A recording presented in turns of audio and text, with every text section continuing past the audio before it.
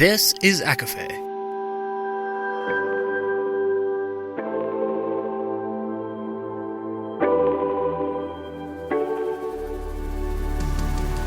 Laura Marie and Jessica Marie proudly present A Court of Fandoms and Exploration, a podcast. Fair warning, everything the hosts say is explicit, full of spoilers and adult content and shall not be used against them. They have opinions. Let's try not to drag anyone for expressing themselves and just have fun for an hour. We all deserve it.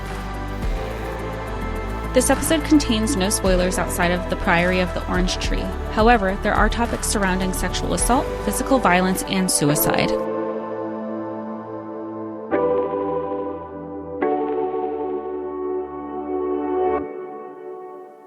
Everybody, and welcome to A Court of Fandoms and Exploration, your weekly deep dive into the YA literature and fandoms that we love. I'm Laura Marie. And I'm Jessica Marie. And today we are discussing one of my favorite books, The Priory of the Orange Tree. And Jessica has thoughts. Okay, not bad thoughts at all. Here's the thing.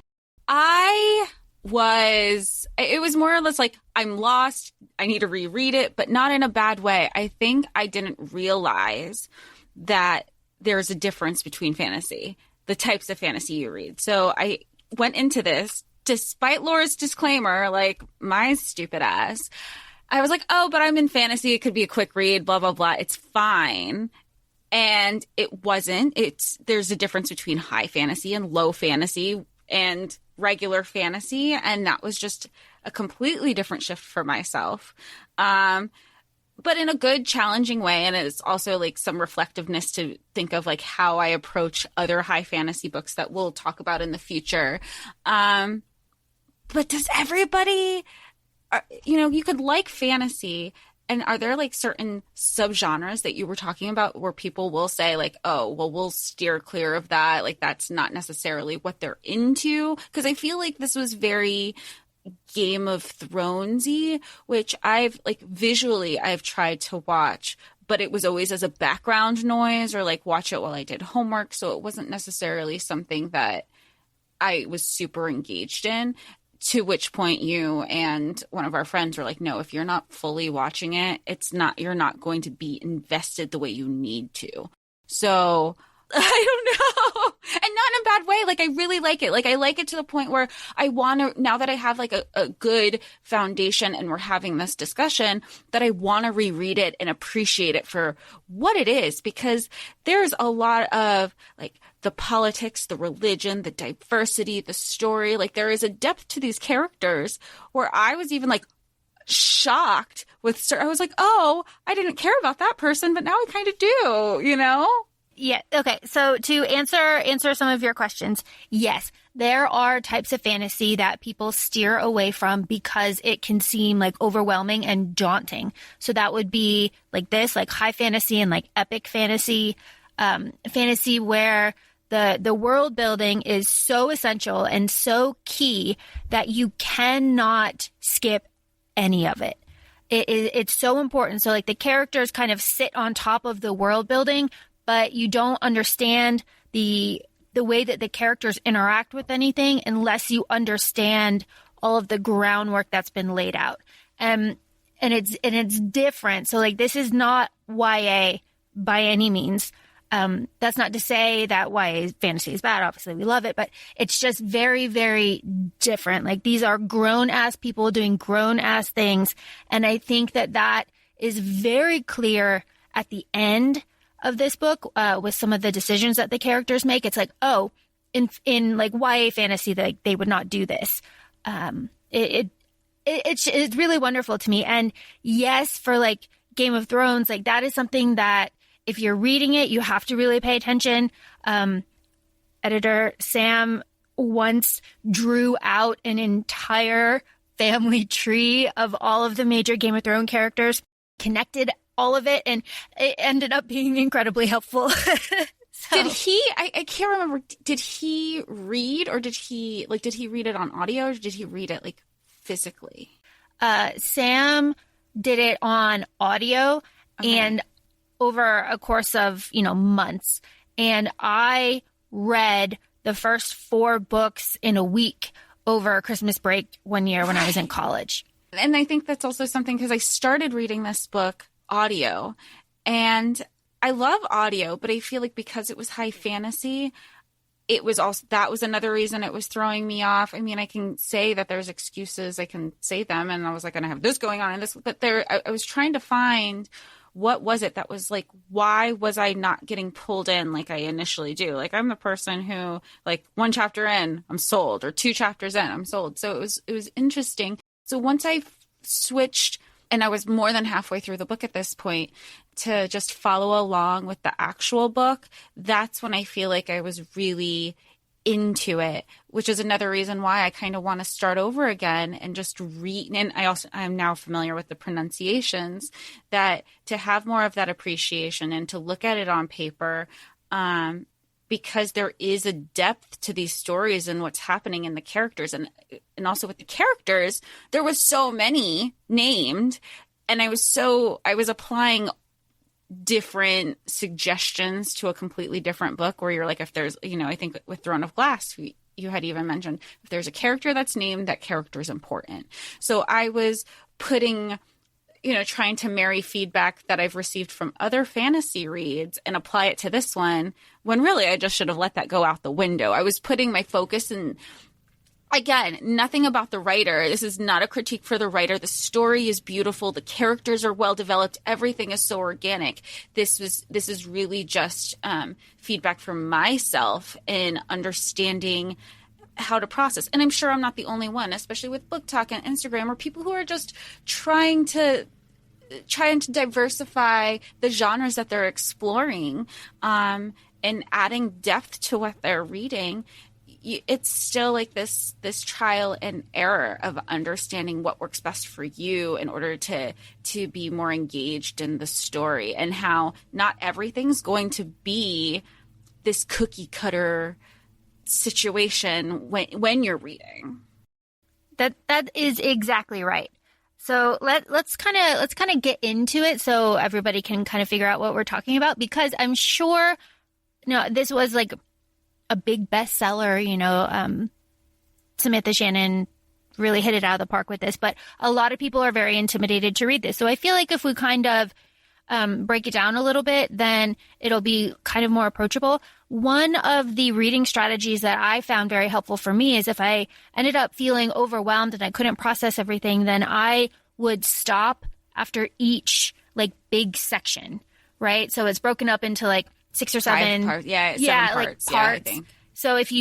So I would and I gave myself over a month to reread this and be very comfortable with it. So I started April 22nd is when I started it, and then I finished it this morning. I left myself an hour. So I did the parts, and then I would reflect on them and then keep going. And I will say, even then, there are still some parts where I'm a little iffy on. So take that. And this is a reread for you. So you even, do you feel like you have more of an appreciation, more of a grasp, or do you still feel like you are at where you were your first read? No, I was really able to kind of filter out the stuff that wasn't important. Sabrons, the past Sabrons. It's it's not important. Or right. Focusing on the Knights of the Body and their lineage and stuff. It's I know that's not important. Okay. And then go from there. So really good. So Priory of the Orange Tree. This is a sapphic retelling of St. George and the Dragon. Just phenomenal. There are about 4 main characters. I would say Iad, Tane, Roos, Loth. I feel like that those are the main 4 everybody talks about, but Sabran is I feel like she's a main character, but I don't know if I feel that way because Iad is a main character. And when we're in Iad's POV, that's she's such an integral role. And I mean, she is a big role throughout the whole book also. So Sabran, okay, back up. The thing that I really love about this book is the religion of it, right? I love a good, down with the religion based on a lie type situation. And that is what this is, right? So you have Sabran, who is the queen of Innis, who is a part of the Berethnet line, has been for 1,000 years. And we find out that all of the queens all look the same, creepy, and they can all only have one child, and that child is a daughter, and it is a queendom of Innis, right? And that unbroken 1,000-year line of Berethnet queens is, according to the religion of the land, the reason why the Nameless One, which is a big, bad talking dragon. Right. Love that. Is the reason why he is imprisoned in the abyss. Because of and he's been in prison for 1,000 years, yeah. and now that's kind of like where the plot is going for this book is, well, the 1,000 years is coming up, and what the hell are we gonna do? But Yep. part of that line is 1,000 years ago, it was Sabran's lineage was the one who defeated the Nameless One the first time around. Yes, and Galleon Berethnet and his queen, it's so complicated. Created this whole religion and based on this one act of like defeating the Nameless One, and Galleon claiming that he did it. Right? He's the saint, and the Berethnet queens are the blood of the saint, and the religion is based on that. So that's like one side. The other side is Iad, and she is, she's fantastic. I like her. She's a handmaiden in the Priory, and they are dragon slayers, right? And she's a mage. She can conjure all like 4 or 5 different kinds of mage flame, and they hunt down dragons. And then on the other side, you have Tane, and Tane is a dragon rider. And in the East, they worship dragons. They see them as gods. And these dragons are different. They don't have wings. They are the very traditional, Asian dragons, like very long. Yes, and I did see the imagery for that, and that's why we'll also refer to them as worms. Right, exactly. Okay. Yep. Okay. And then the wyverns are different than the dragons or wyverns. Are they used interchangeably? Because I connected the worms and the dragons as just like visually, like this is this type of dragon and this is this type of dragon. And there's different lands too. You have like the east area, the west area, and then the south. They reference the north, but nothing is really going on there. I mean, I feel like that's just at that point you're using your cardinal directions just so it's acknowledged. So the wyverns, in my head, the wyverns are very similar to like Throne of Glass Manon type wyverns, right? Because they're smaller and compact, and they're on 2 legs, and there's this whole thing. And then there's also the cockatrices and all of these other types of animals that were interbred with each other to create new species. And all of those species answer to these dragons that are, because the 1,000 years is up, we learn, coming back to life. And that is how everybody kind of realizes that they're in the shit, because all of these creatures are coming up, and a kingdom has renounced the religion of Innis, the queendom, the virtues, that religion, and has sworn allegiance to the Nameless One. And there's that whole side too. So it's very complicated. It's very interesting. It is a huge book. It is enormous. Like 1,000 pages, I think. 76 chapters. I mean, this is probably the longest book I've read at this point now. So interesting. I looked this up because I have the German copies, and I think I've got pictures of it, and I think I posted it on TikTok once. But they're split into 2 books in Germany. And I wrote it down. So part 1 ends with Iad on the boat crossing the desert, and part 2 opens up with Tane on Feather Island. And those are 2 very big things that are happening. 2 of our main characters are going on journeys and leaving where they started. And the books being split were released in Germany a month apart. So September 1st and then October 19th. So I don't know why they did that. maybe to make it more palatable for German readers. I'm not sure. The covers are really pretty. One is yellow and one is blue. I like them. Do you feel like that's a good part in the book to have that break? I think so. It kind of gives you like a cliffhanger. Yeah. So you're like, and it kind of closes this, what's going on. And like, I don't want to say closes it, because whatever's happening in that first part is still actively happening behind the scenes, but it's just it shifts your focus of, okay, now we're in this, like, now we're focusing this way. You know, we have to shift because that's where the storyline is shifting to. Right. And Game of Thrones is kind of broken up this way too. So yeah. So I guess because I like this genre is my jam, right? Like epic high fantasy is my happy place. I love YA fantasy, I do, but I love grown-ass people doing grown-ass things and realizing that, like, everything that they've ever been told is a lie and devoting the rest of their life to make change, right? And that's how this book ends, and it's just like, yes, okay. And I just really love Iad and the whole Priory and I can see it.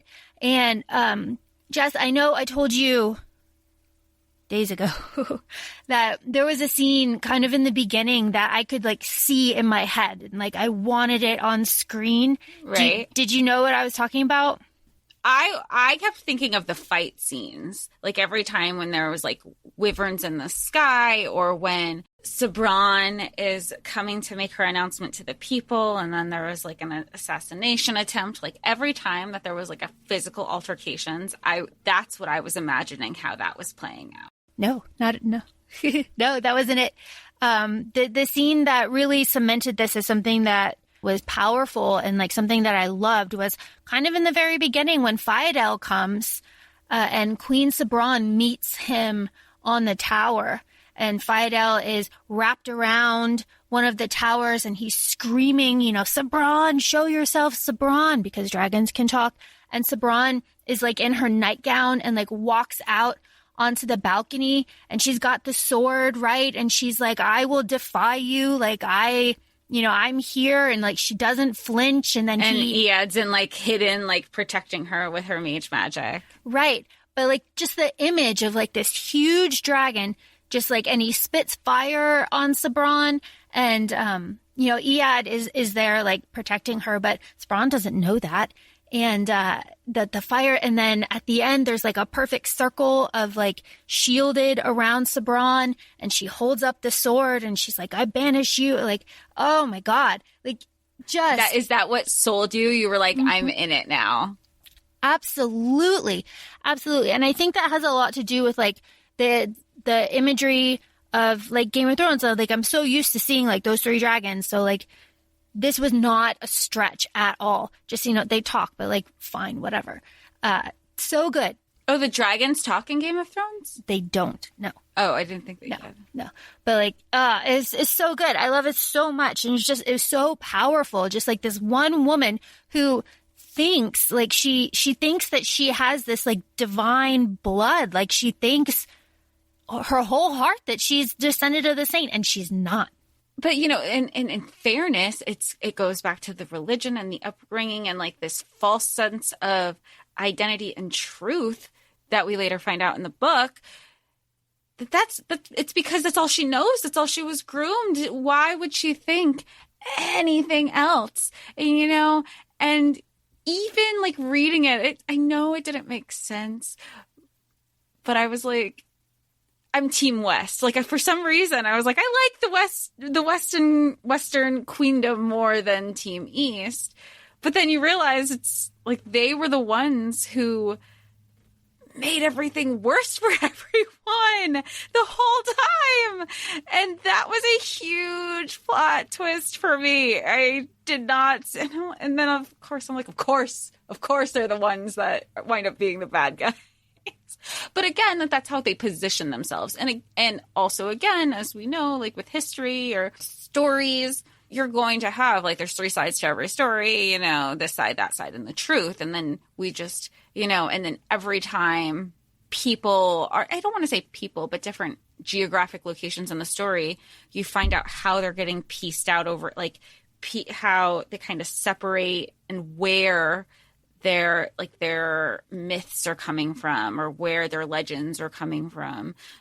Just like with the worms in the East, you find out that the original one was in a shape-shifting form of a bird who was being taken care of this whole time. So there was this peace between the people, whereas in the West, they always saw the dragons as, and the worms as like these terrible things, and they only thought dragons to be terrible. There was no possibility of being good. I mean, obviously, Nameless and Fyrndel, the second in command to the Nameless one, like they're bad guys. They're bad. So, but I guess that's also like in a weird way, it's just like with people, like not all people are good and not all people are bad. Something that I really love is, you mentioned earlier, like I really love Sabran. I think that her character development is pretty lovely to watch, and she has such a legitimate fear. Like, so obviously she ends up in a relationship with Iad, and it's really lovely. It's really beautiful. But Sabran's one like job, right, is to provide a daughter for the queendom so that the line doesn't die with her. And Sabran is terrified. They say this over and over again. She's terrified of childbed, right? She just is, she doesn't want to lose control over her body. She doesn't want to lose control over the kingdom, and to kind of get around this is how Niclai's ruse gets roped into it, because he promises that he can make her an elixir of life, so that she can reign forever and never have to go through like childbed. And like, yeah, can anything relate more to me? No. Like that, it was just like, oh, this is written for you specifically. It's like, yes, okay, it is.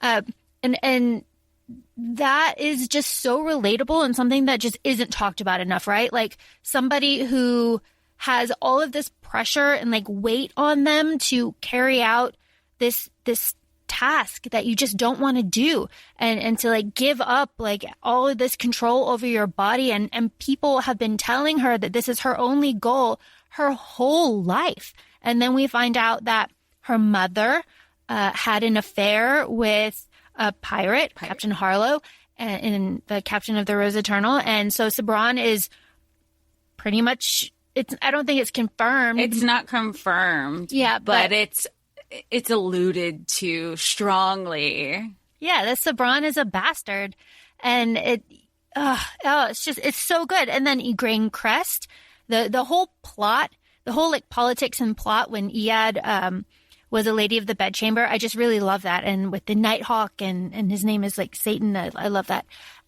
But we find out that Igraine murdered Sabran's mother, and then she tried to have a coup and tried to get Sabran to sign away the kingdom while she was sick with fever. Well, and part of it's because of the assumption that Sabran isn't a legitimate child. They don't like, Igraine doesn't believe that makes her the legitimate queen, which would then shift onto her and her lineage.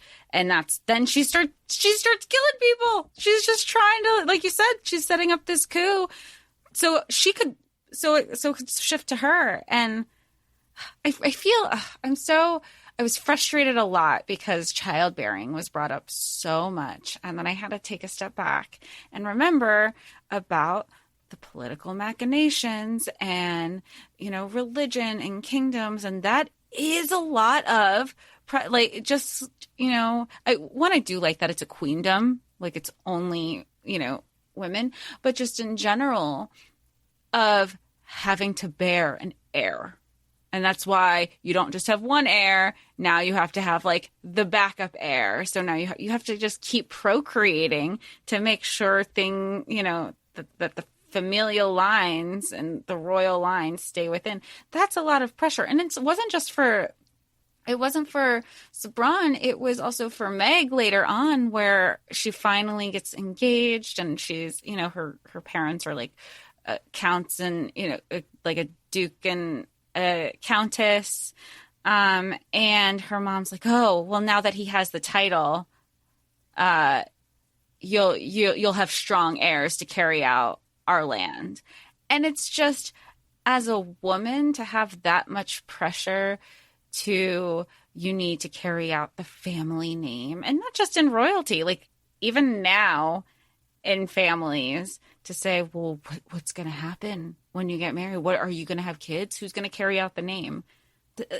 Like, that's your concern. Your concern isn't me. It's just like this ego that comes. It really is like this ego and pride thing. No one's going to, you're going to be dead. You're going to be dead. What do you care if the name is there or not? And something that really sat with me too is like, Sabran does everything that's expected of her. She marries somebody that she didn't want to marry. Of course, she ends up like kind of falling for him, but then he is killed in a coup. And I want to talk about Trude in a little bit, but he's killed. And then Sabran is pregnant, and then Kaliba, as the white dragon, comes and shoots like and hits her with like a barb from her tail and strikes her like in the stomach, and which was on purpose. Kaliba knew what she was doing, and Sabran loses the baby, and Breathneck Queens can only have one child, so the baby's gone and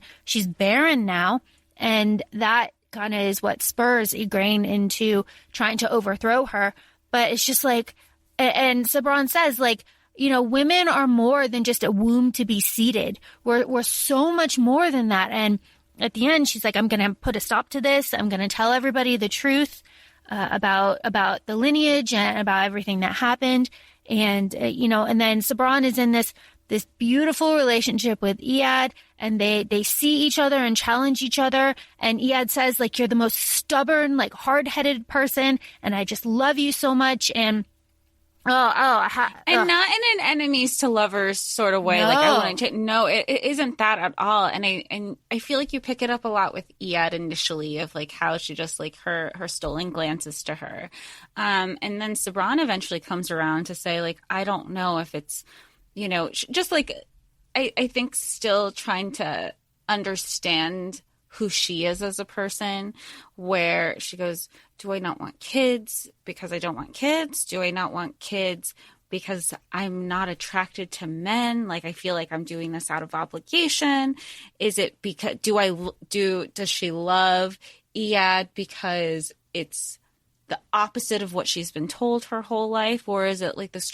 So I really do love her growth from the beginning, where she kind of obviously has a sense of entitlement because of her place in society. She would be bratty, she would be, spoiled, and just kind of just how she interacted with the ladies in waiting and the chambermaids. And Iad did not stand for any of it. She called her out, and I said that to you earlier, Laura, when I was reading about it. I go, I like her because she doesn't let Sabran get away with anything, where everybody, like the other ladies, are just kind of being like yes ma'ams, just yesing her and just appeasing her. And Iad wasn't leaning into it. Or she would bring a different perspective to say, if she's like, oh, am I pregnant yet? I'm eating cherries. And Iad's like, or it's cherry season and you really want cherries. Like, I really liked those little nuances, because it's important. It's important to hold those other people accountable, to be like, are you sure? Like, look at it from a different perspective. So let's talk about Trude, Suliard, Niclais, and Janart. So Janart is dead, and he's just kind of this like background character that Niclais references as like the love of his life. Okay, so we know that. Trude is Janart's granddaughter, and she looks up to Niclais, who Niclais is like an old man who has been banished because he did not make Sabran the elixir of life. So he's been banished. And Trude finds this information, right? She goes to like this forbidden city and she finds information, and her and Suliard, her lover, her husband actually, get this idea in their head that the dragons are going to rise, right? They're going to rise, and in order to defeat them, we need to form an alliance with the other parts of the world, and all of us together need to, join forces to defeat the Nameless One. And that is what happens at the end. Trude and Suliard are convinced that the only way to save the world is to unite all of the kingdoms that have been separated for 1,000 years after the Grief of Ages, right? So I really love that they were right. They were 1,000% right. Like the youth, no one listens to the youth, right? That's kind of the message there. Which is still it's still an ongoing message now. It's not just a message there. It's a message in life. Yeah. No one ever listens to the kids, even though the kids are usually right. So Trude and Suliard get executed on different sides of the world.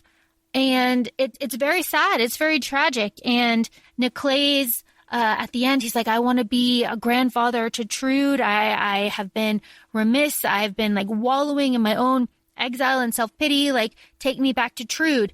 And Iad and Sabran are like, she's fucking dead. Like, Igraine executed her because Trude staged the attack that ended up killing Sabran's husband. And because of that, she was executed. But Sabran didn't have anything to do with it because she was also in exile because Igraine was trying to overthrow everything.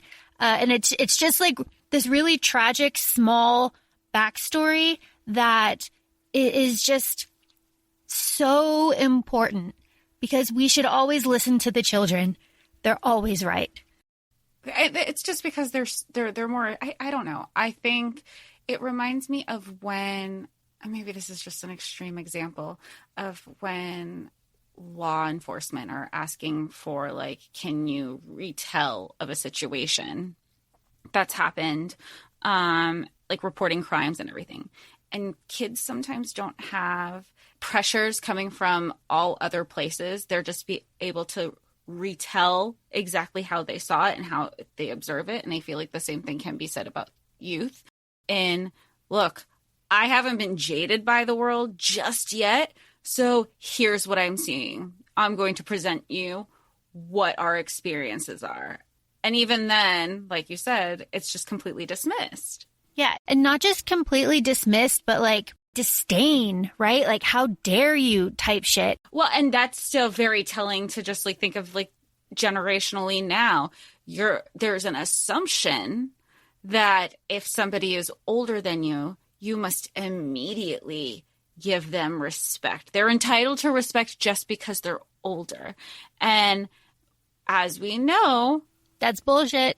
Yes. But it's hard it's definitely a learning experience to unlearn those habits that have been ingrained with us specifically, to say, no, like you don't deserve that. You haven't earned it. I'm just supposed to give you respect, and I don't even know you, or even from like a consent standpoint. I really like seeing on TikTok people are teaching like their kids, you know, how it used to be like, go over to so-and-so and give them a hug, give them, you know, you're demanding that physical interaction. And you see a lot of people trying to teach their children that it's okay to not feel obligated to shake hands with somebody, to hug somebody in greeting, like, even if it's a cultural thing, because that's outside of your comfort zone. And I think it's something nice that that is being taught to a younger generation, because between boomers and Gen X or everybody ahead of us, there is this sense of, because I said so. Oh, you're so right. Oh, it's exhausting, right? Just listen to the children. The children are always right. Let's talk about Tane. Tane and her beautiful dragon, Naimathon. I love their relationship. I was so sad. I was so sad when they put Tane in a position like, this is what you need to do if you want this with Naimathon. But like not at the end, but when Tane finds Naimathon again, and Naimathon's like, I knew you'd come back. Like, nobody's perfect. I don't hold that accountable. You were put in a difficult situation. Like, what matters is you're here now. You're one of us. You have a dragon heart. That is why I chose you. I was really, really happy. How I imagine her, well, assuming gender, the dragon on the cover of Aragon, like a purpley, that's how I imagine her. I love her. It's so silly, but like her face, that's how and kind. Kind and calm and understanding and willing to explain and like talk about things, and she's lovely. Well, even in their initial meet and greet, if you will, she goes, it was right away. She goes, "You're my rider. This is now, let me share this with you." And Tanya goes, "Well, you don't have to. This is your story." And she goes, "No, you're," like, immediately, like that mama, like that mom that just kind of is like, you're my friends, you're my kid's friend, you're my kid now, and just kind of, I'm gonna let you know everything, because it is all important in understanding that history, because the respect, there is a respect that's earned there, and there's like a mutual understanding for each other that I really loved seeing. And not only that, but the whole Naimathon's really great speech when she's chained and being held in the pirate ship of the Golden Empress, when Tane comes to get her. And Tane's like, I don't deserve you. Like, I'm not pure. And Naimathon goes like, you are the ocean. The ocean isn't pure. The ocean has all of these different aspects. What matters is that, like, the water in you is like true, and you're true to yourself, and you are more than like all these different pieces. It's the whole that matters. And oh my God, I loved that. That was such, like, I think that line really stuck out to me, like that moment. And then I love, she goes, "Now I want to help you, but you gotta get that." And she was like, "But I need to be unchained." Like, this is all sweet and fine, ha ha ha, we're having a moment, but free me, please. I also like the little the details about the dragons, like the Eastern dragons. Their blood is like silver iridescent, and their bones are iridescent, and it's just really lovely. Like, it's all just really lovely, and the detail that distinguishes them from the Western evil dragons and the Eastern good ones. Like, they don't have wings; they have like a bulb, like a big pouch underneath their chin, and like that's what gives them flight. And it's so incredibly magical. And, every time Naimathon was in danger, I was just like, oh God, no, she's so wonderful.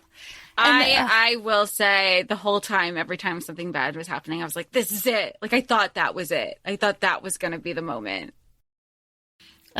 There's so many moments like that too, but I feel like that is another aspect of this high fantasy. It's just like one thing on top of another thing on top of another thing.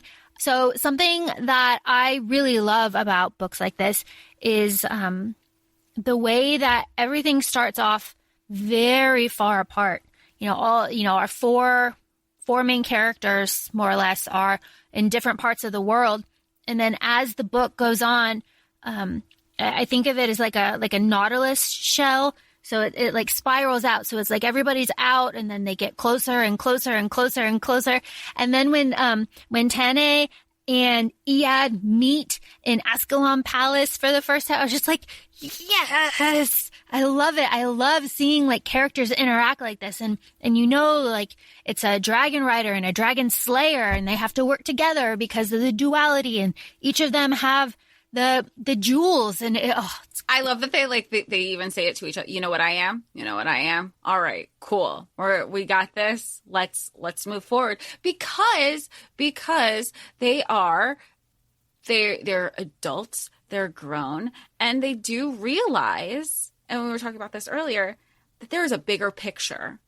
And we say that about other characters too, but they understand that there is something bigger that needs to be put ahead of anyone's personal issues or preferences. I mean, even with Sabran, who married, became widowed, and then thinking about uniting the kingdom, saying like it's never been done before, but she goes, but we need to think of the bigger picture. Time's ticking, Nameless One's coming. We don't have this sword anymore. We need, what other things are at our hands that we do have control of? Like, what is the controllable variable that we can make work for us? And she still didn't want to be married, but she's like, I will. This is what it's not just about kingdoms now, it's lands. Let's reach out and look at this as a political alliance, not even political, a military alliance, because this is coming. Whether we're denying it or not, we might have differences of opinions, but what's the bigger picture? A character that really goes through it is Loth. And Loth was very frustrating to me in the beginning, but his scenes are arguably some of my favorite scenes. When Loth and Kit are exiled by the Nighthawk because Loth is best friends with Sabran, and they have been since they were 6, right? So to outsiders, he's too close to the crown, and it looks like Sabran and Loth are having an affair. And because of court politics, that can't be the perception. So the spy master, the Nighthawk, exiles Loth and Kit, his best friend, to the Draconic Kingdom to try, under the pretense of trying to figure out what happened to Sabran's father. And that whole scene, that whole setting where they go to the Draconic Kingdom and the Dawn Mata Morosa and all of that happens there is one of my absolute favorite parts of this book. I don't know why, but I love it. I absolutely love it. Not related into this, but the book overall has made me think, even though it's not YA, do you feel like this would be a good assigned reading for maybe high school, or maybe not high school, maybe it is a college read, but I feel like you use this and then have a follow-up assignment, not of tell me about this book, but look at those themes and how to kind of dissect it further. I mean, I think high school would be interesting, but if, at the same time, what's the likelihood of really grasping this in high school? Because I'm barely grasping it now. I think it would be good as a freshman or sophomore intro English class. I took some really interesting English classes during my beginning years at school. I took a monsters class where we read all the classic monster books, and then we watched episodes of Buffy and compared and contrasted. That's cool. Oh, that is really cool. Good. It was really good. It was the best English class I ever took. So yeah, I feel like there's definitely a place for this, that it should be in an academic setting and not picked up. It just feels very academic. That's why. I don't think it should be picked apart necessarily, but I feel there's so much to dive into that you could get a whole semester out of it if you really needed to. Just so good. I was going to say, because even if it was, if we smartly, that's not even a word, look at your timeline, you give yourself that month and a half of the semester, and then you start working on the paper as the final. Yeah. And then you discuss those themes, and not to say that it's just one class surrounding this book, but I feel like you can just take a lot from it. Sure. I mean, you could do a whole, class about dragons, and then, pull all the different, there's a lot there. We're going off on, we're going off on a little tangent. Loth and Kit. So Kit dies. Kit gets stuck in the obsidian tunnels and is killed. And that's a major, has a major impact on Loth. It's his first, personal loss, pretty much. And Loth for a long time reminded me of Matt Donovan Cale. He was just very set in his religion, and he wouldn't hear otherwise, and he wanted to pray all the time, and everything was black or white, right? Nothing was any kind of shade of or gray. So when he finds out that the Dawn Mater Morosa is not in league with the Nameless One, but her father is, and her father is partly responsible for Sabron's mother's death and her father's death, and he's being controlled and spied upon by the Nameless One in Faedel. But his daughter, Dawn Mater Morosa, isn't, and she has the box, and it's very important.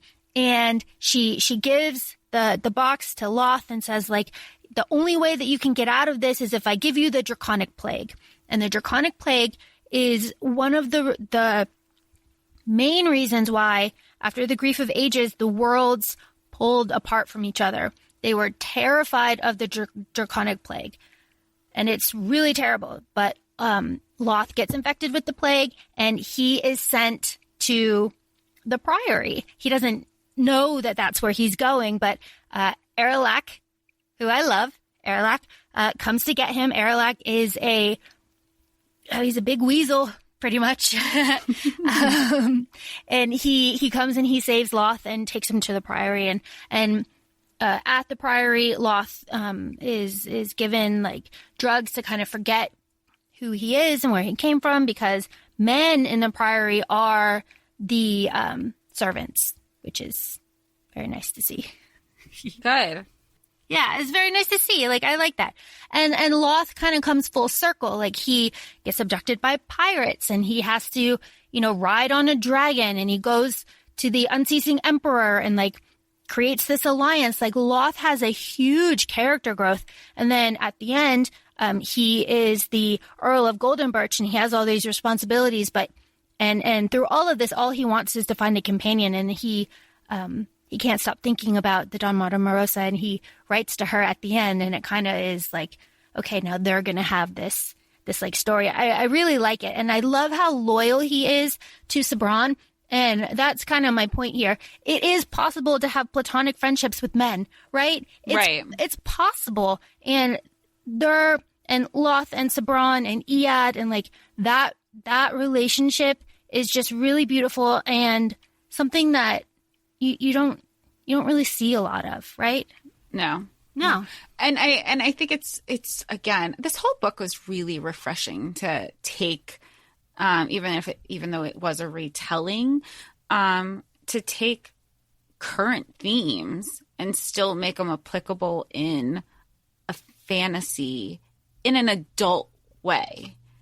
And it doesn't kind of, not to say that YA lessens them, but sometimes I feel like they just don't go as deep. Or even when Meg and Iad go to Meg's parents, they're like, "Oh, are you here to say she's going to marry your brother? We always saw it." And she's like, "Oh, it's not like that." And I think, again, it goes to, there's always this assumption with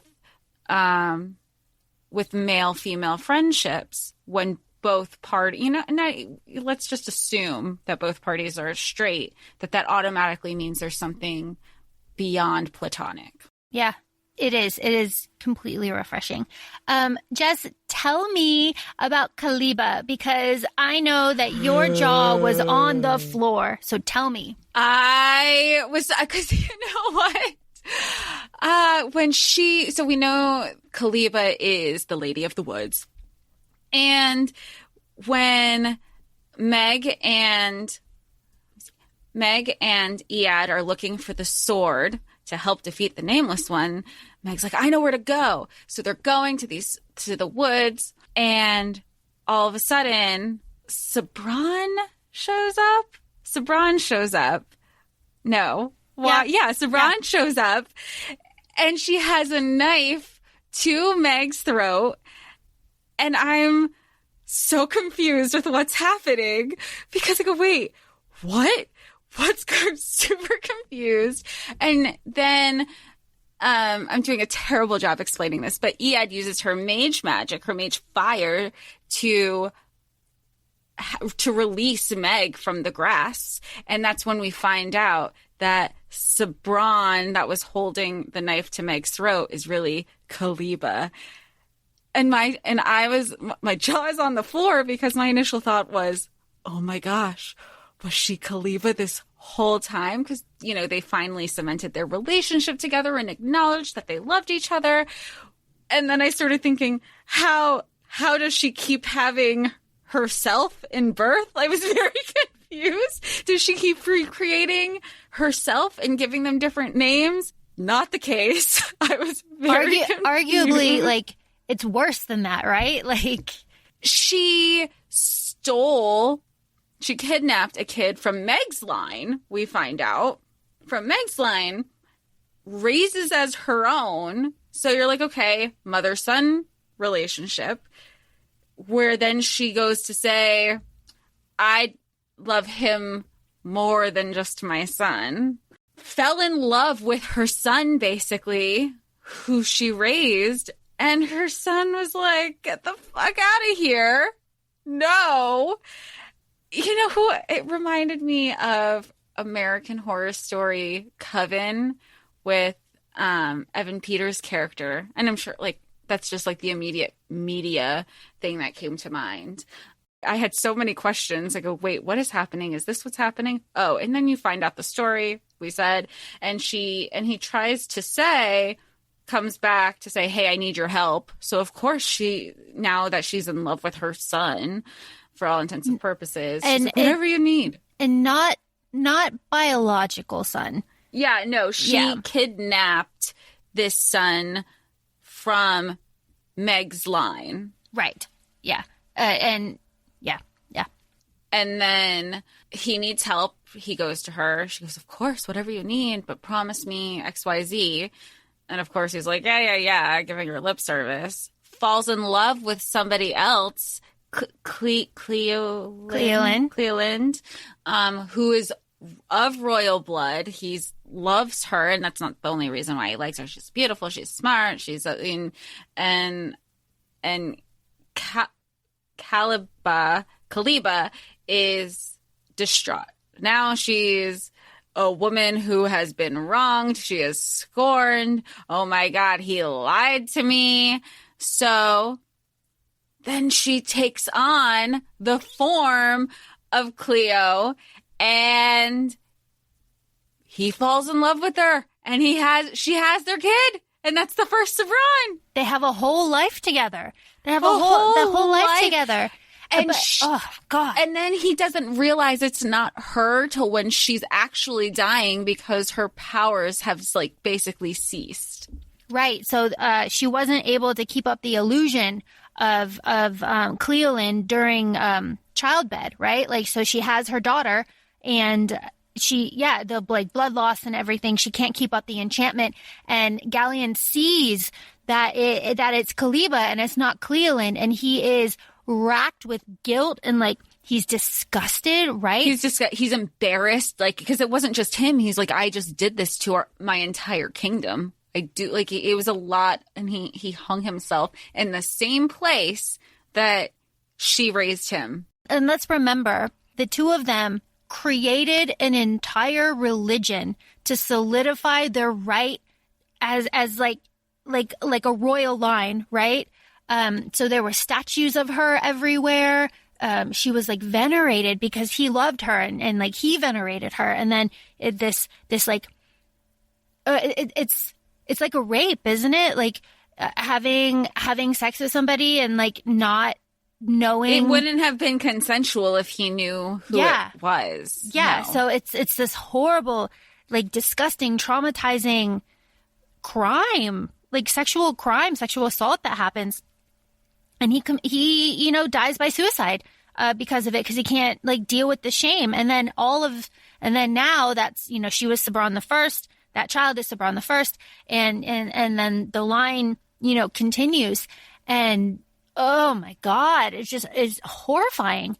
And on the flip side of this, so all of this is happening in Innis. On the flip side of this, Ead and her religion, which is really interesting because it's the George and the Dragon. So now you see it from like the other side. So like Gallion is like George, and then Cleolin is the damsel, and it's all very complicated. But Ead and the Priory were founded by the real Cleolin. Right. Right? Yeah. I do remember. I was like, wait a minute.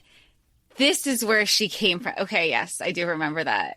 Yeah, because Kaliba takes on her like persona, and that's where it splits. And that's interesting because that one faction is what created the split. Yeah. So, everything happens in Innis, and Gallion and Kaliba as Cleolin set themselves up as king and queen, and the virtues and religion, and they have a whole 1,000-year reign of kingdom. And then on the other side, the real Cleolin and her handmaidens go out into the desert and found the Priory of the Orange Tree, and because Cleolin rejected Gallion, he didn't do anything to the Nameless One. He lied about everything. And men, right? And she had to defeat him. Yeah, she did it. But she didn't kill the Nameless One. She the 20th, trapped him in a way, yeah. And like the 20th scale, like down from his neck, like she pierced it, but like couldn't get all the way through. And at the Priory, the waterfall is named like Gallion's Tears or whatever, because he's such like a coward, right? I love that. It's so good. I think we should talk about the 3 trees, because the 3 trees play a huge part in this. Do you know all 3 trees? I do not. I'm telling you, we might need to just have a recap episode to be like, I get it now. Like, remember in our Crown of Gilded Bones, I was just like putting Cardi lyrics to, I feel like that'll be like Priory of the Orange Tree Part 2. Wait a second. I get it. Hold on. Well, even from the ending is so sad, and we're not going to talk about it just yet.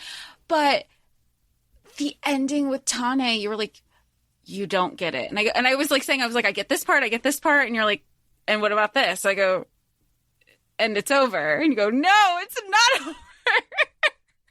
So the trees are important. There are 3 trees. They're sister trees. There's the orange tree, which is at the Priory, where the sisters, the red damsels, and the like handmaidens eat the fruit, and it like kindles their mage fire and gives them like magic. That's the orange tree. You have the hawthorn tree, which was I was like, I do remember that tree. I remember it being mentioned.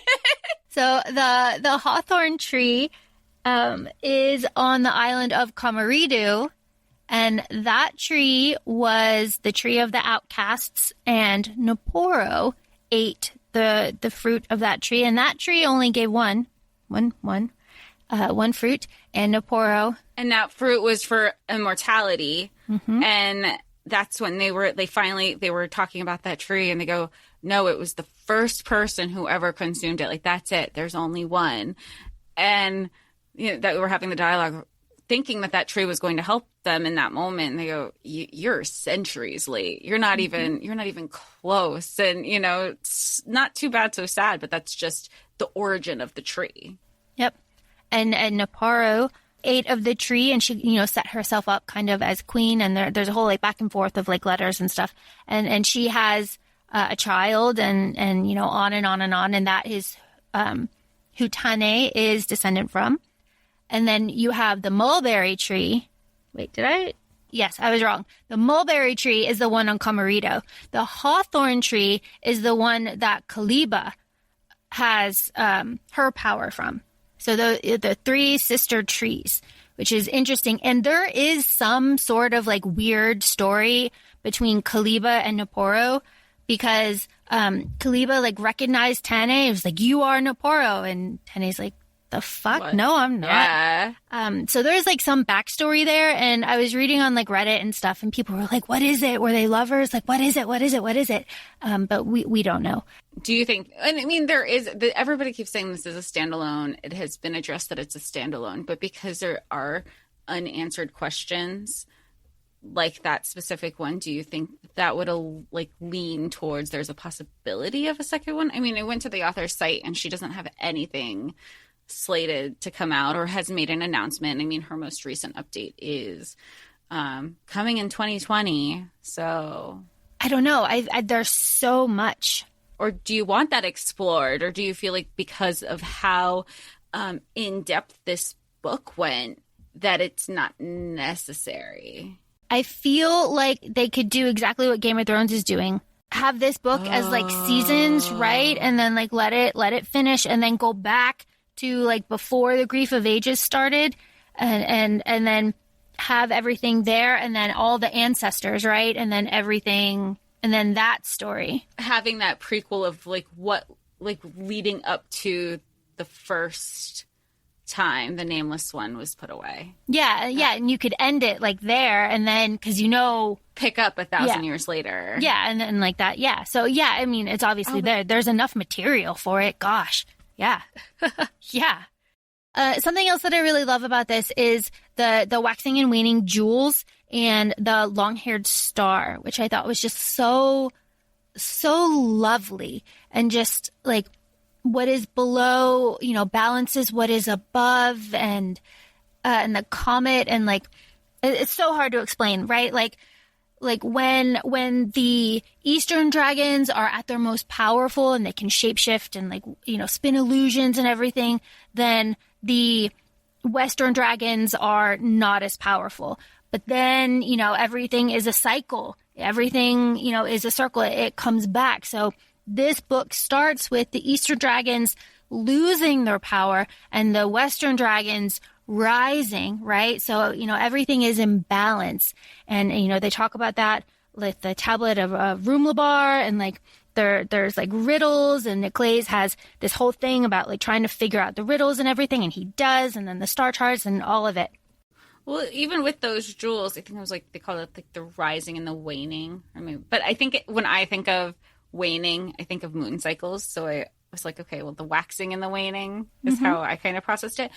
But I like the symbolism there where you're talking about the dragons and like the full circle of it all, because it happened again where it was Iad and Tane. They had to be from where they were from and their lineage in order to put those pieces together to defeat the Nameless One. And then we find out poor Tane is looped into it for the rest of her life now. Well, tell me, Jess. I can't tell you because I was clueless because you had the butterfly. You were even saying you're like the butterfly who is not Neporo. Neporo comes in butterfly form, and you were like, oh, Tane's bleeding. Did you get it? And she's like in this dreamlike state, and I go, she died. I did not like pick up anything. You go. And she has the jewel implanted in her all over again. And she even initially, she didn't realize that the jewel was implanted in her. She just kind of thought, hey, I've always had this my whole life. Her family knew that she's had it and they never really addressed it. And it is what it is. And you bringing that up, it was just such a sad moment because this is going to be secular. Like it's going to be another X amount of time.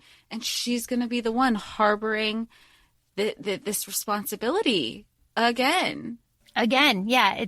It's all, yeah, it's beautiful. It's really, really beautiful. And like Naimathon is there and she's like, I'll wait for you here. And then, it's so good. She's so good. And it's just so wonderful.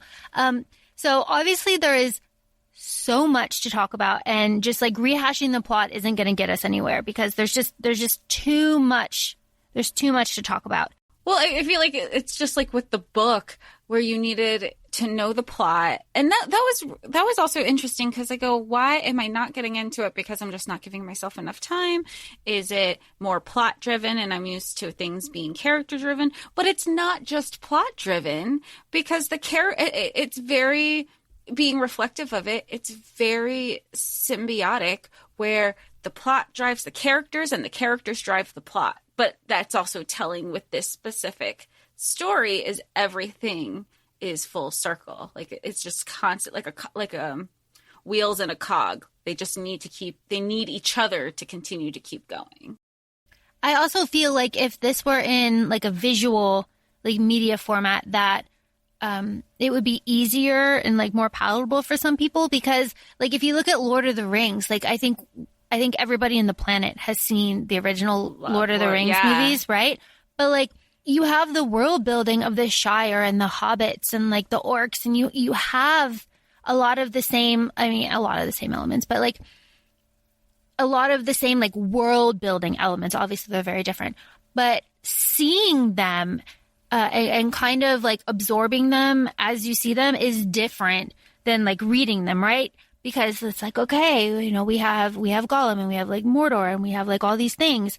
You have aspects of that here, but because you are like reading it and you don't have like a lot to draw on, it's harder. It's a lot harder. So I think it would need to be TV. You can't do this justice in a single movie. You can't even like break it up into a trilogy the way Lord of the Rings did, because Lord of the Rings did that because there are multiple books, you know. And even then, like I've seen Lord of the Rings. I've never read Tolkien, so digesting this book is a very good indicator of how I will have to digest Tolkien. And I don't remember much. I mean, visually, I remember Lord of the Rings and the main characters and the plot. The music, actually, thinking about it, Lord of the Rings is the first movie where I was moved by the music. Yeah. So would you suggest watching it first and then going into a read, or reading it knowing the visuals that I do remember and then going into it? I would say read it. We're talking about Tolkien. I would say read it first and then go back, because there's a lot that, you know, isn't. Because the foundation, I already have a general foundation visually there. Okay. Yeah. Because there's a lot in the books that like didn't make it into the movies, and like, you know, stuff has changed. You know, there's a lot of stuff like that. We digress. Yeah. Sorry, we digress. We're thinking about what we're going to do later on. This book. Let's talk about the end of this book. Let's talk about grown-ass women, grown-ass people making grown-ass decisions. I love that Iad and Sabran acknowledged their love for each other, their want for each other, and also the sacrifice that needs to happen at this point in time. And it goes to the bigger picture, right? And I think that is definitely something that we always talk about, no matter what we're reading, or the frustrations that we have with other characters. I know we definitely touched on it with the Crown of Gilded Bones episode, where we just kept screaming at Poppy and Castile, like, the bigger picture, don't go, you know, you're ruining everything. Like, this is not just about you right now. And as much as we love those characters, you got to take a step back, because Sabran has this kingdom and Iad has like her stuff that she has to take care of at the Priory. And there's so much more at stake than just them two. And I think it was so refreshing, I think is the right word, for them to just take a step back and be like, our love for each other isn't going anywhere, and we can acknowledge that. And our bond that we have isn't going anywhere, and we can acknowledge that. So let's address what we need to address and then reconvene at another point in time. And 10 years, right? They were very specific. So Iad at the end of this is going to be the new prioress of the Priory of the Orange Tree, and she is going to revolutionize the way that the Priory interacts. And for a long time, this is very telling, for a long time with the former prioress, everything was inward. You take care of yourself and like your own borders first, right? Well, she did that when they were like, oh, you're here now. Oh, who was it? I can't think of it right now. Like you can't leave. They won't forget about you. He was like, what? Maybe Loth. That was Loth. Loth. Yeah, Loth. Because he was like, no, I have to go back. I have a family, and yeah. And she's like, oh no, you're here now. You know about us. You know about all this. We'll take care of you. Life might not be so great as it was before, but you'll be fine. They're not going anywhere. Like, way to make people feel captive. Exactly. So now Ead, because that prioress died, there's a whole thing. But Ead now is the new prioress, and she's going to expand and really focus on like hunting down Fayadel and some of the other dragons that were not killed during the big battle with the Nameless One. And they're going to come back. Yeah. Even though this is a standalone, like, you don't not kill the bad guy and expect them to stay away. Exactly. Even though like the big bad was destroyed by uniting, like Dragon Slayer and Dragon Rider, and then like Ascalon, and like the big battle with all the nations together, like fighting under one, like unified, like that is something that the Nameless One said that really, really stuck out to me. And we'll go back to Ead and the Priory, but the Nameless One says, like, what are you going to do without me? I'm your unifying like thing. You're all unified together to fight me because of me. And now I'm going to be gone, and you're all going to like go back to infighting, and you're going to have politics and religion, and you're all going to be separated again. Like, you need me. Part of me is like, he's not wrong. Right? Like, yeah, you need something to like rally behind, and like a common cause, a common goal but yeah, I mean, it was a good point. Well, that's like, and not to side with the villain, but it reminded me of when Thanos, his whole thing, like, he was really, before he was as bad as he was, he said, like, look, this is the issue with the world. There's like the universe, there's overpopulation, blah, blah, blah. Like, this is why I think we need to control some things. And everyone's like, no. But the way he presents his thoughts to, the panel or whatever, you're like, oh, he's not wrong. The world is shitty. Like, there is an overpopulation. Like, look at not the world, but like the universe, and in a grander scheme of things.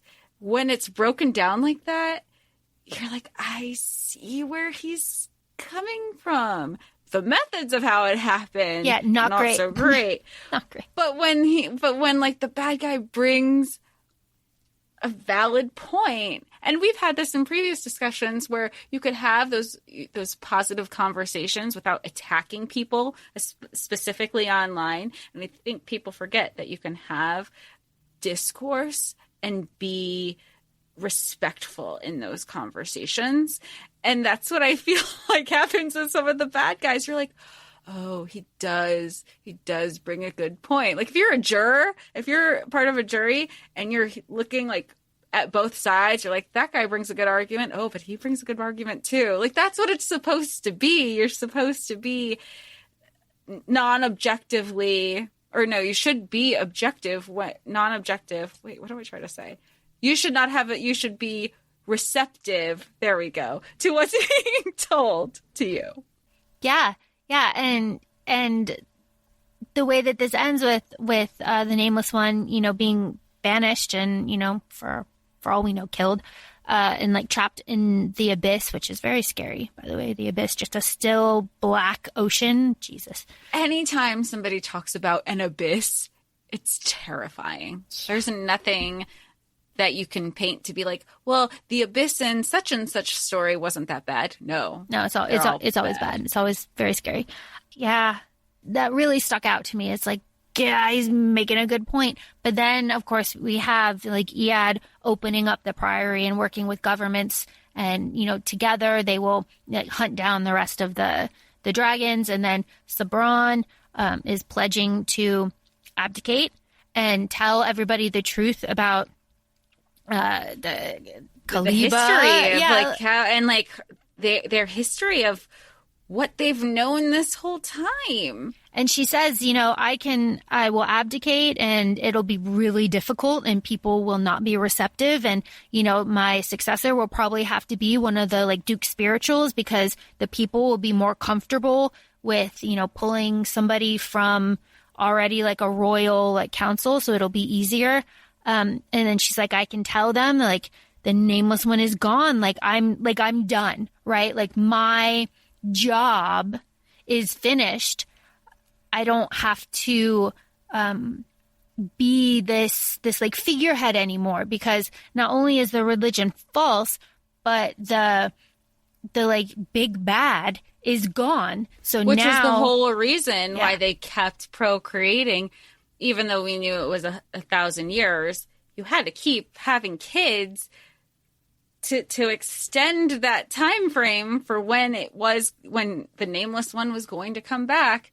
They'd be ready, and it was part of the same line, right? But they're done. There's such a duty that and I think that's to be said with a lot of roles and responsibilities within anything. And I don't necessarily mean it from like a job, like if you go to work and make money, but when you have these expectations kind of thrust onto you, a lot of times there's pressure, there's expectation, and sometimes you have this natural inclination to not want to do it. Yeah, well, I mean, you and reading this book. It was like, I have to read this book. And I was like, I don't want to. And there was no reason for me not wanting to. Well, you did the same thing with Throne of Glass. I even said, I'm going to read From Blood and Ash first. You're like, stop doing that to yourself. Well, yeah. Okay, so the end of this, we have two grown women in a loving relationship that acknowledges that there are things bigger than them that they have to take care of, and they pledge that it'll be 10 years from the day, no longer, they will meet in Perchling and they will go off and be together. Really, really beautiful. It's just wonderful. And that wraps up all the storylines. Like Tane will continue the cycle with Naimathon and the Jewel. Sabran and Iad will have a life together in 10 years unless like something, 10 years is a long time.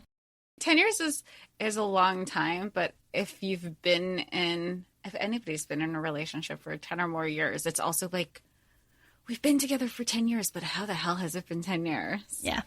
Yeah. We didn't really talk about him, but Niclays is back in Mentendon, and he is come full circle, and he has reconciled with the wife of his lover Jennard, and he will be like reintroduced into society, and his adventures as an alchemist and an anatomist will revolutionize the universities there. So he has his whole thing. Loth is with the Don Matamoros, and Meg is going to be married. Like all the storylines are tied up in like loose little knots that could very easily be unraveled if the plot later down the line needed them to be. God, I love grown women doing grown women things. And I think Iad's like 26, right? They're not old. And I think Sabran's 28.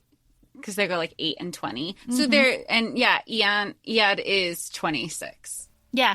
I mean, we love to see it. Yeah. And I think we're just not, I don't want to say we're not used to it, but usually when we read fantasy, I think, and maybe it's just what I've been exposed to thus far, it has been skewed younger. So this just feels more along the lines of what would your decision-making skills be in your late 20s? And these would be it. These would be it. This is exactly what I would do, personally.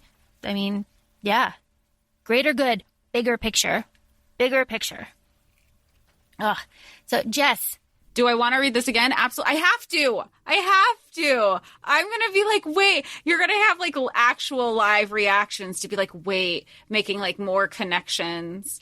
And okay. And even if you're not somebody who gets completely immersed in what you're reading, that's obviously not me. I'm just like dedicated typically to the world that I'm in. I think it benefits anybody who's reading this to do a reread, because you're going to grasp things more and understand things better. And just how I think there's going to be more of an appreciation, just like with The Folk of the Air, where I really loved it after Queen of Nothing. And then I was able to go back into it knowing how smart she was, Jude, understanding, just having that foundation to know what I was walking into already. It made the second read, I appreciated it so much more. And I feel like this book is another perfect example, because it's very heavy with the details and the just everything going on. And that's my advice for anybody who's looking for especially a high fantasy, to understand what you're going into if you're not used to something of this caliber.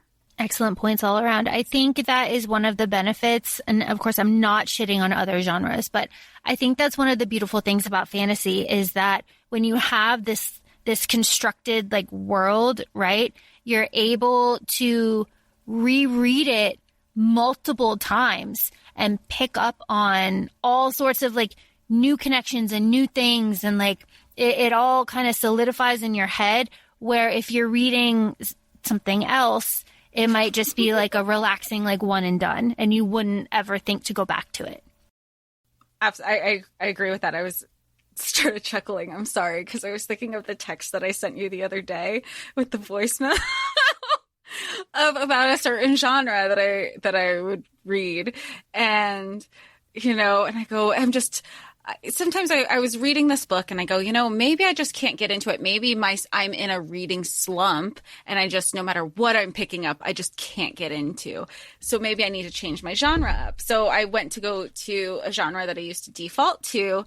And I read the first line and I sent it to Laura, and I was just laughing so hard. I go, nope, it's not the genre. It's not the genre. I need to stay in fantasy. And maybe it was just because of that first line of the summary that I just could not get into. But it just reminded me, but at the same time, without shitting on other genres, Laura reminded me, she's like, you have to have other genres, because fantasy can be so heavy and it's a lot. Because usually with fantasy, what I'm learning is that there's lessons, I guess, like in lessons that you could apply to your that you've gone through or you're going through, that are very relatable, even if they're in this grand epic capacity.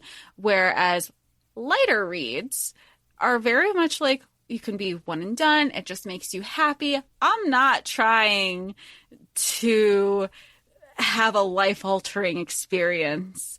And sometimes you need that fluff to kind of balance it out, because imagine just rereading Throne of Glass after you finish Throne of Glass all over again. Like that's you're asking to be in therapy for the rest of your life. You're not wrong. You're not wrong. And especially with something like this too. It's like, whew. I look forward to the next couple of days where you like kind of make connections, but like in the back of your head, right? Like you'll like be doing something, be like, that's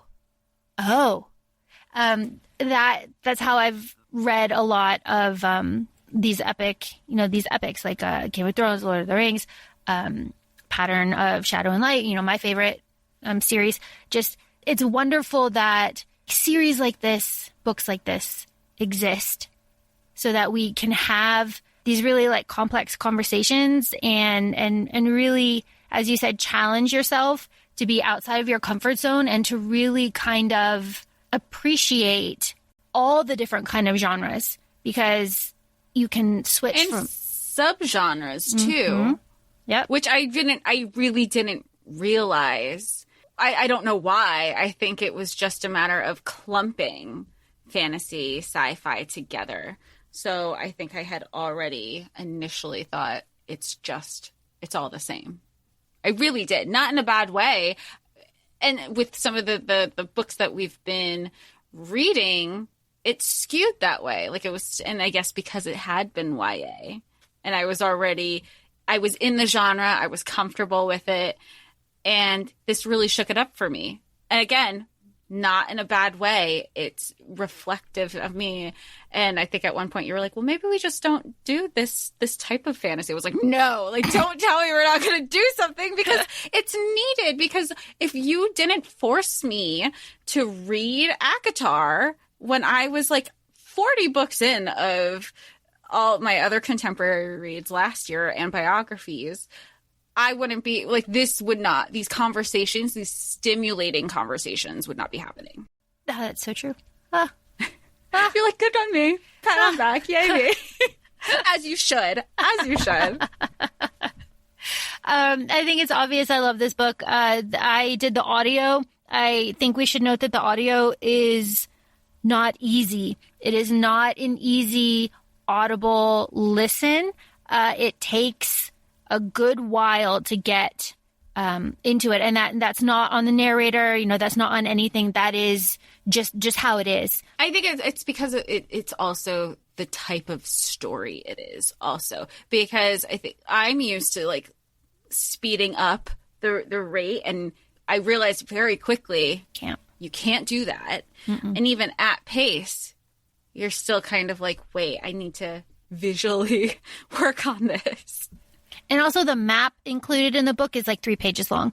It's very, the world is detailed and rich, and there's so much to pull from it. I think even the author says in the beginning, like any like likenesses to like the real world or anything like that is like pure like coincidence or like imagination.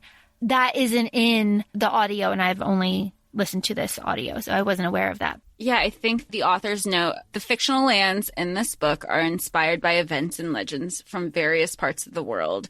None is intended as a faithful representation of any one country or culture at any point in its history.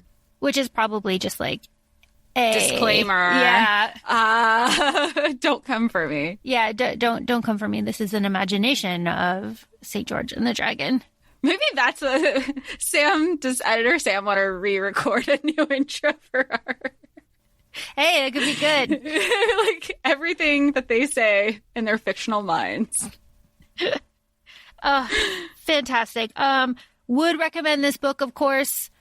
Take your time with it. Enjoy it.